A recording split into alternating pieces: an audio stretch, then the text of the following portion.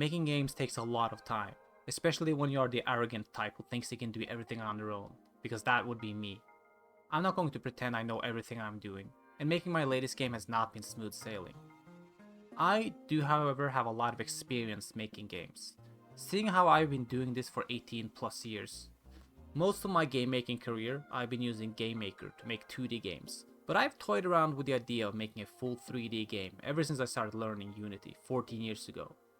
So what you're seeing now is my latest game, currently named Project Pechanko.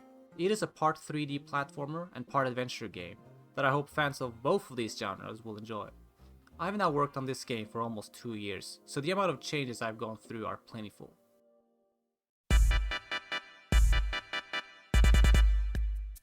So I started my Unity project in February 2024 on my Steam Deck.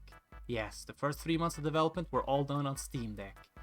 I started a lot of Unity game projects over the years, but very quickly abandoned them after realizing I lacked the skill, knowledge, and devotion to make a full 3D adventure. So what's different this time? Probably nothing. I might just submerge this whole thing after posting this video and getting too many dislikes on YouTube. After about a month of working on my game, I had made a pretty decent character controller, a model for my character, some animations, and some blocks to jump around on, as well as the ladders and the ability to use a sword. The main mechanic I would come to remove later was the switching between 2D and 3D mechanic, similar to games like Super Paper Mario and Fez. I wanted this to be a puzzle game where the player had to navigate a small diorama while changing the perspective with the camera and switching dimensions to their advantage. Looking back, this could have been a fun little puzzle game, but I wanted to make something bigger. I wanted to make something more of an adventure game, like Zelda. About 3 months into development, I had a version with a pretty simple combat system, enemies that could follow you with pathfinding. However, at this point I really struggled to find out how the 2D and 3D switching mechanic should work. If the enemies always follow me on a 3D plane and my character can exist in 2D and 3D, how would collisions work?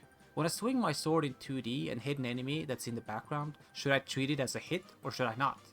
This became a major headache, so I started looking for ways to limit the use of the switching mechanic. My first idea was only to allow the switching to 2D to happen with certain zones that were designed around these puzzles. This way, I could have more overlapping geometry and not worry about hitting enemies on a different Z-plane or the player being hidden behind any walls. However, this all just became too messy, and moving around in 2D didn't feel particularly great.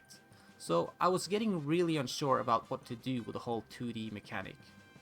A few months later, I really started refining the combat more by adding a targeting system and a bow and arrow, which would be removed in a later version. Now, things being added only to get removed a few versions later is going to be a recurring theme in these devlogs. It's the sad reality of making games that not every feature you add actually works out as well. And I've come to learn that the hard way. If a mechanic doesn't work, it just doesn't work.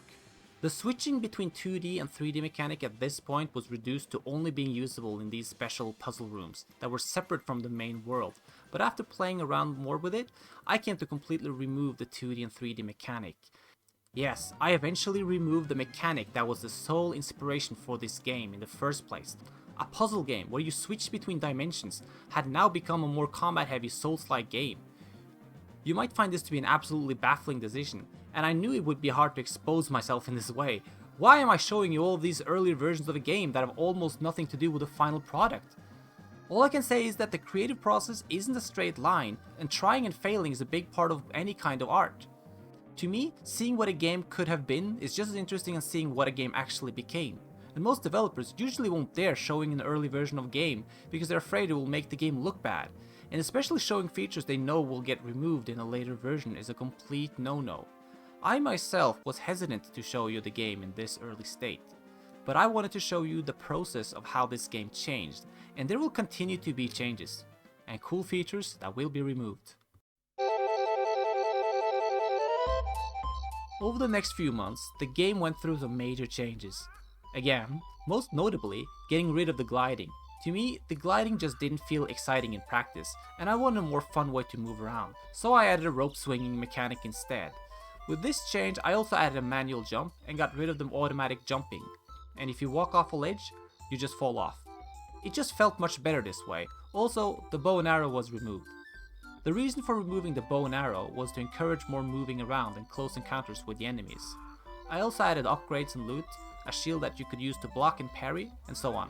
During this time, I also heavily improved the enemy AI to walk around more, do more varied attacks and more unpredictable with their moveset. At this point, the Souls-like elements were at the most prevalent.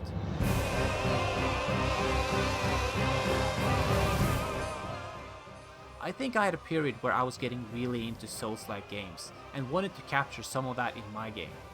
But there are a few reasons I moved away from this. A few very obvious reasons. The first reason is that I don't have much experience with Souls-likes. And I didn't at the time know exactly how to capture the feel of a Souls-like while being fresh and different. And the second reason is, when I really looked into the Souls-like genre, I came to notice something that should be rather obvious. The gaming industry right now is overflooded with Souls-likes. So even if I did make a decent Souls-like, it would be a massive uphill battle competing with the ocean of Souls-likes in both the AAA and indie market. This is where I realized I had to completely switch direction.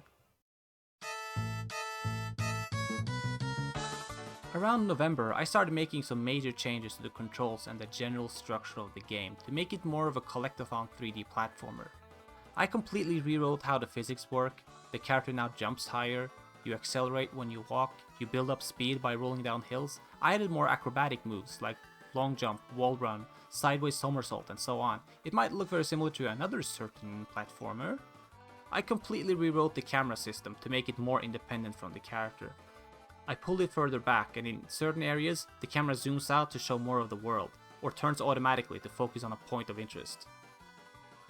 However, in the midst of all of these changes to the controls and speeding up the movement, I had another problem. The combat felt sluggish. I wasn't sure how to make targeting enemies work with the rest of the movement, so I made him move slower when targeting, but this meant that most of the cool flips and tricks you can normally do are impossible to do while targeting, so I had to make some major changes to the whole combat system. I got rid of the targeting and added a feature that makes the character's attacks more or less snap towards nearby enemies. I greatly sped up the moves, I got rid of the stamina, and I made the enemies move around more to incentivize movement. All of this was just the first year of development. After this point, the game ended up in a pretty big identity crisis, as I was scrambling for ideas to make the game more original. I will have to make a follow-up video about that process, and how I eventually implemented the flattening mechanic that is the main gimmick of the game now.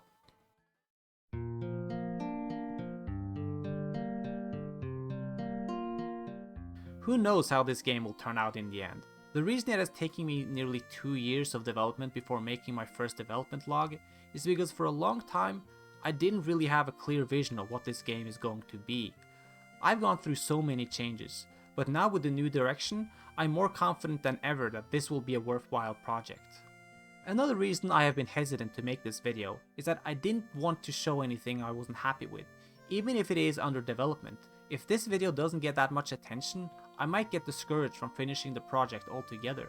So if you like what you see and want to show support, simply just a comment would be appreciated. I don't have a Steam page yet, but I have a Discord page where I will be posting more news about the game. I will also be posting news on my Instagram and TikTok. Links are in the description. Also, before I go, one last thing. I did make another game on Steam a few years ago called In It Together, so if you want to check that out in the meantime, you can.